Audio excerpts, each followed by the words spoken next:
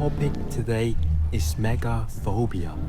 To be more precise, it should be called megaphobia without the phobia. For most of us, the reason for this is that most of us have not yet reached the level of the so-called phobia, as we can find out by searching the internet.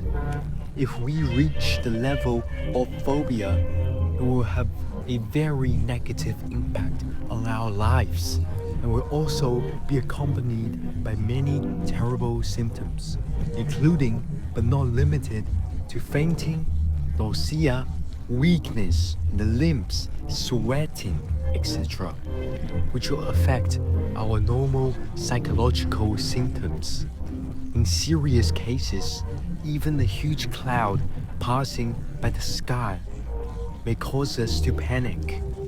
What I mean is that megaphobia is still a subjective product of consciousness woven by objective things in an orderly or disorderly manner for most of us. In short, it is the same as fear. The two words express the same source, which is an emotion that we are born with, and an emotion response that we make unconsciously or subconsciously. In a narrow sense, megaphobia is the fear of huge things, the fear of any object or person that seems huge relative to us. From a broad perspective, also represent curiosity about huge things. At this point, we will find one thing, that is, the narrow sense and the broad sense which is mentioned actually represent two types of people with giant fear. Or it should be said that it represents two completely different directions. One direction is from things to fear, and the other direction is from fear to things. And the common point is undoubtedly concentrated on the word fear. So for our topic today, rather than what giant fear is, it is better to say the real question is actually what is the fear brought by giant fear? Where does it come from? And why are we interested in a fear emotion? Regarding the topic of fear, we have talked about it in Lovecraft's program. Fear is usually divided into known fear and unknown fear. Unknown fear comes from things that we know in daily life, such as kitchen knives and gas. And unknown fear comes from known unknowns in our personal life experiences. This known unknown is not difficult to understand. It expresses those information that have actually been received and accepted by us, but at the same time have been lost or deliberately forgotten by us, including experiences like being persecuted or prosecuting others in the past that are unbearable to look back on. The former known fears are often recognized by us in our daily lives, while the latter unknown fears are usually hidden by themselves, or should be said that they are not only hidden, but also becoming a real imagination, extending to various places in our lives, including our topic today, the fear of the giant, fear of the huge. In other words, the fear of giant that we talk about actually belongs to the fear of unknown, or should be said that the fear of giant is one of the many results caused by fear of the unknown. This means that our next topic will be subdivided from the conceptual content under the fear of unknown to the root of a specific fear. Everyone must have heard of a sentence, that is, Nietzsche's, when you steer into the abyss also steers at you. The reason why this sentence has been passed down for so long is that it encompasses various images which not only have philosophical content that is separated from our lives, but also have phenomena that has closely related to our daily lives. Just like the topic of fear of the giant that we are talking about, At the same time, this model also has a crazy quality. And this madness does not come from the quantumia of literature, but from ourselves. I guess the audience, whether boys or girls, must have encountered the situation where they meet some people who look very handsome and beautiful from the back, but were very disappointing from the front. Many places like to use slangs or idioms to describe people with beautiful profiles or backs. For example, the Chinese back killer and the Japanese buck. To be honest, this kind of scarcism is a bit mean, right? Fortunately, it is not the main topic of our discussion today, because in fact, in the field of philosophy or theology, there is also the emergence of this kind of back killer in research. But it is not aimed at people, but at gods who have always played an important role in the long history. In this long history of our human beings, there is a kind of view that says that people usually worship the beauty represented by the back of gods. But if we see the front of gods, we will only be greeted by endless madness. Regarding this kind of philosophical viewpoint, many later explanations have evolved into criticism of religion and an excuse. If we trace its source, we will find that this kind of philosophical view fear of giant today. Because the philosophical viewpoint we just mentioned above and the disguise we will talk about next are actually closely related to the fear of giants. There are also philosophers who call disguise acting, such as George Mann, who referred to us as we will uphold a certain firm belief or concept and perform a kind of acting behavior similar to stage drama. In this stage, we will find that in our modern society, in the environment of advocating rationality, it is easier to lack the so-called sense of guilt to perform a hypothetical role in the environment of advocating rationality than in the 17th century or even the Middle Ages. The reason is the same as the point we mentioned above. The ancients worshipped the compassion or the back of the gods, while modern people believe that if they see through the true faces of the gods, then the moral shackles such as divinity or mission will not play a so-called decisive role in the cultural environment of our modern society.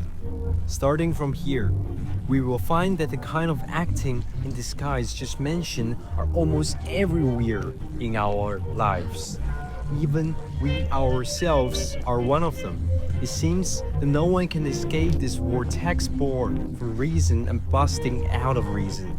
It is precisely because of this that we can precisely recognize or unconsciously preserve whether others are acting in life.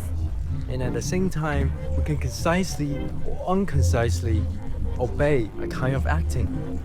We can clearly recognize what image a person is playing and what role he is performing in order to obtain another thing. And we can also vaguely perceive how a person hides his violent nature and see that he is hiding his dangerous characteristics. Therefore, many philosophers and sociologists like to call such communication a kind of emotionless interaction restricted and conquered by reason in a rational state. The benefit of this interaction to our modern society is that it greatly reduces the conflict of appearances. But the disadvantage is also obvious. It brings what Lacan calls the real world, which is the real imagination we mentioned above. We will use imagination to judge the true intentions of strangers or even every familiar people in disguise. This imagination is like the inferiority of guilt of others in law. Undoubtedly, in this rational game, in this rational social situation, our minds will be affected to varying degrees, and the extent of the impact depends entirely on our parents. not because of anything else, just because parents are the first people to act for us when we come to this world. Therefore, how they act and what role they play almost plays a decisive role in how we face social situations in the future and how they will be affected. In Jacques Lacan's mirror theory, parents are our first mirrors and the objects of our imitation. Our imitation of our parents is not only the imitation of behavior, but also the understanding of the content hidden behind the behavior, such as the kind of acting we just mentioned, right? At first, for us who were as ignorant as a blank sheet of paper, this kind of role playing brought us a known fear. But when we were able to stand up and recognize, when we look at ourselves in the mirror, this kind of fearing of playing games will be forgotten and discarded by us, becoming the kind of fear of the unknown we mentioned at the beginning. We will take the status quo for granted and will take all the negative impacts that conform to the rational phase for granted. This kind of negative emotion is like the complaints the parents always make to us. I work hard for your future. I used to be so and so. Why are you like this now? It seems that all people who have been influenced by rationality will make and accept this kind of complaint under the cloak of rationality, because they always seem to contain goodwill that cannot be rejected under the cloak of rationality. Over time, even if such compliance have a real impact on us, they will be forgotten or actively discarded by us. In other words, most of us grow up in such a situation and are used to being domesticated. However, those compliance that we forgot and those negative impacts will not actually dissipate with time. They will extend to other unfathomable and difficult to trace images. For example, the fear of giants we're talking about today. Some viewers may be confused after hearing this. It seems that what we have said has no substantial connection with the fear of giants. This is because we have overlooked one thing in this process. Just like Nietzsche's words mentioned above, when we steer into the abyss also steers at us. The content about disguise and acting that we just mentioned is undoubtedly a process of steering into the abyss. But we are missing the second half of the sentence. It seems that the abyss does not pay attention to our comments. We just looked at it deliberately, looking at the disguise and acting of the parents, others, or ourselves. But in fact, the abyss does not. It does not pay attention to our gaze. On the contrary, it is always watching us, just as we are watching it. In the fear of giants, we will find that those fears of steering at others, acting in disguise, that we have forgotten in our daily lives. Those false goodwills under the cloak of rationality and those so-called evils are gathered and condensed on huge things. The reason why we cannot perceive the fear of huge things comes from this. Because our reason tells us that they are like this. We can't even tell whether the fear from huge things is awe or terror. Because reason confuses the difference between the two. Because in a world that does not need gods or beliefs, there is no difference between them. Simply put, the source of giant fear comes from our fear of life, from the people who are always playing and pretending in life. And it is our parents who determine the depth of our influence. We accept too many negative emotions in our daily lives, and reason constantly advises us that all these negative emotions are common sense that should be accepted and recognized, even if our instincts in our hearts are restricted or puzzled by them. Therefore, we often have a sense of suffocation and powerlessness. These rationalities that we cannot resist imprison the most real feelings in our hearts. So we begin to gradually transfer these negative emotions and energy to possible things. These impossible things include the giants in our imagination or reality. Facing these giants, we will consciously or unconsciously realize our own insignificance. The fear brought by this kind of smallness is not the danger brought by knives or guns, and it is not the kind of fear that can be easily distinguished. It brings the fear of being unable to struggle, being conquered and controlled in reason, the emotional renaissance of being unable to control oneself, unable to be independent or unable to obtain freedom. It can be said that at this time we will truly feel the cold gaze of the abyss staring at us. Now let's look back at the explanation of giant fear. Whether it is in a broad sense or a narrow sense, it is actually a process of exploring ourselves in an unconscious state, just like looking in a mirror.